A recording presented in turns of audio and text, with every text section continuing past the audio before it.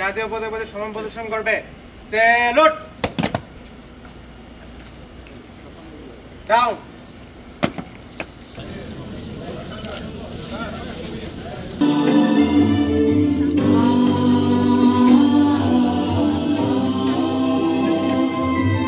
তাদের সুশৃঙ্খলভাবে দাঁড়িয়ে পর্যায়ক্রম সুশৃঙ্খল অর্পণ করে অনুরোধ জানাচ্ছি।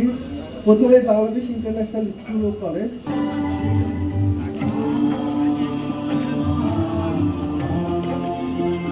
এক মিনিট দাঁড়ান।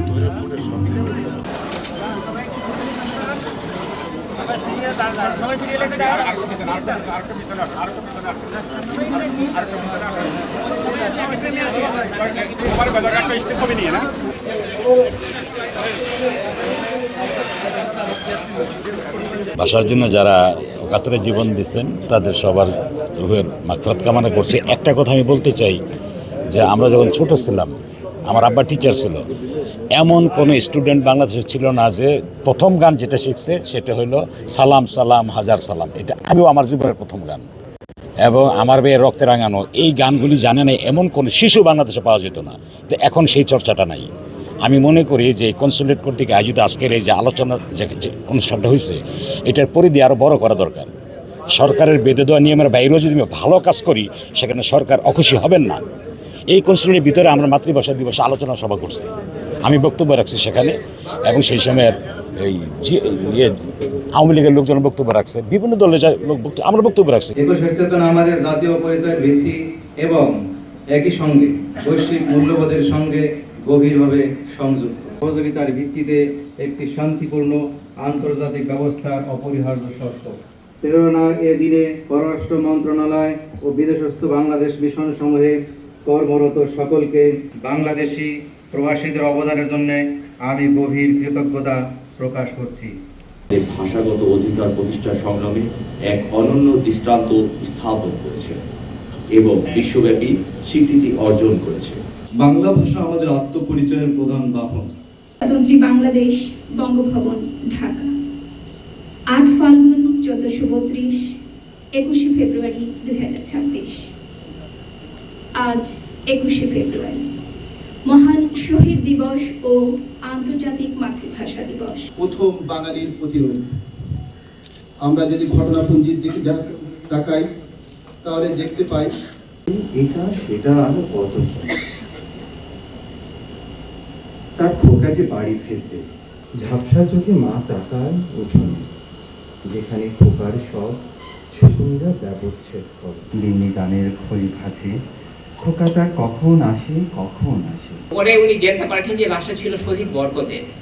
তো দেখেন জাস্ট মানে কীভাবে আমরা তখন আমাদের যে শহীদদেরকে হারিয়েছি, যে যে কতজন শাহাদাত বরণ করেছে ভাষার জন্য। আমরা সবাই বাংলা ভাষায় কথা বলি, বাংলা ভাষায় আমরা ভালোবাসি বলেই তো আমাদের এত আত্মার একটা কষ্ট। 21 ফেব্রুয়ারি আমরা কি তোমাকে বলতে পারি, মাতৃভাষা দিবস এবং স্বাধীনতা দিবসে কি সূত্রে গাথা। এবং আমরা মক্কা বিএনপির পক্ষ থেকে মহান স্বাধীনতা দিবসে এসেছি, এবং আজকে যারা এসেছেন সবাইকে ধন্যবাদ জানাই। এবং আমরা আগামী দিনে বেতাবাদ বলে গিয়ে আমাদের যে সম্মানিত প্রধানমন্ত্রী তারেক রহমানের নেতৃত্বে আমরা যেভাবে বাংলা ভাষা বলতে দিবে না, বাংলা মোদের জন্মভূমি, বাংলা মোদের ভাষা, সেই ভাষাখানি ওরা আমাদের বলতে দিবে না। ভাষা দিবস উপলক্ষে আজকে সৌদি আরব জেদ্দা কনসুলেট প্রাঙ্গণে আয়োজিত অনুষ্ঠানে ভাষা আন্দোলনে যারা আত্মত্যাগ দিয়েছেন, রফিক, সালাম, বরকত সহ অনেকের সবার নাম এখানে সবাই স্মরণ করেছেন এবং তাদের আত্মার মাগফিরাত কামনা করেছেন।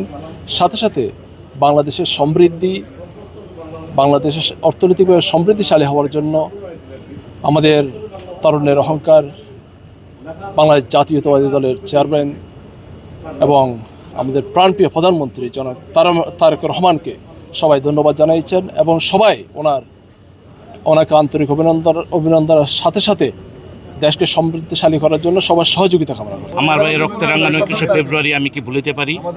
সৌদি আরব পশ্চিমাঞ্চল তথা বাংলাদেশ জাতীয়তাবাদী স্বেচ্ছাসেবক দলের উদ্যোগে আজকে আমরা বাংলাদেশ কনসুলেট জেদ্দাতে এসেছি। শহীদ দিবস এবং আন্তর্জাতিক মাতৃভাষা দিবস উপলক্ষে শ্রদ্ধা এবং সম্মান জানানোর জন্য। আপনারা জানেন যে এখানে আমরা এসেছি জেদ্দা কনস্যুলেটের নিমন্ত্রণে। এখানে আমরা জাতীয় সঙ্গীতের মাধ্যমে পতাকা উত্তোলন এবং পুষ্পস্তবক অর্পণের পরবর্তী আলোচনায় দীর্ঘদিন পরে প্রবাসী বাংলাদেশি জাতীয়তাবাদী আদর্শে বিশ্বাসী নেতৃবৃন্দরা আজকে মন ভরে অনুষ্ঠানটা উপভোগ করেছেন। আজকে যখন বাংলাদেশ সরকারের পররাষ্ট্রমন্ত্রী বাংলাদেশ জাতীয়তাবাদী দলের ওবায়েদ এবং পররাষ্ট্রমন্ত্রী খলিলুর রহমান, তার পরবর্তী আপনারা জানেন যে দীর্ঘদিন পরে আমাদের সকলের প্রিয় নেতা জনাব যিনি বাংলাদেশের প্রধানমন্ত্রী হিসেবে দায়িত্ব গ্রহণ করেছেন জনাব তারেক রহমানের বাণী যখন পাঠ করেছেন, তখন আমার বিশ্বাস এখানকার লক্ষ কোটি প্রবাসীদের মনে আনন্দের বন্যা বয়ে গিয়েছে। আজকের এই যে 24-এর আন্দোলন, এই আন্দোলনের সূত্রপাত কিন্তু আসলে সেই 1952 সালের ভাষা আন্দোলনের মধ্য দিয়ে শুরু হয়েছে। আপনারা জানেন পৃথিবীর প্রথম দেশ যারা যেই জাতি প্রথম ভাষার জন্য আন্দোলন করে শহীদ হন, সেই জাতি হচ্ছে বাংলাদেশের। বাংলা ভাষার জন্য আমরা আন্দোলন করে আমরা শহীদ হয়েছিলাম।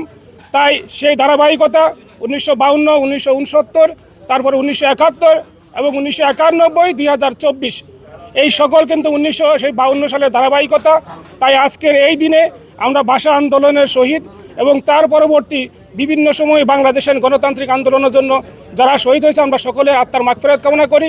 তার পাশাপাশি বাংলাদেশের নবগঠিত সরকার জনাব তারেক রহমানের নেতৃত্বে বাংলাদেশ জাতীয়তাবাদী আদর্শের যে সরকার গঠিত হয়েছে, শহীদদের প্রতি স্মরণ করছি এবং সবাই আসলে এত সুন্দর অনুষ্ঠান আজকে 17 বছর পরে এই কনসার্টে আসি, যে একটা সুন্দর অনুষ্ঠান হিসেবে কনসার্টটাকে ধন্যবাদ জানাই।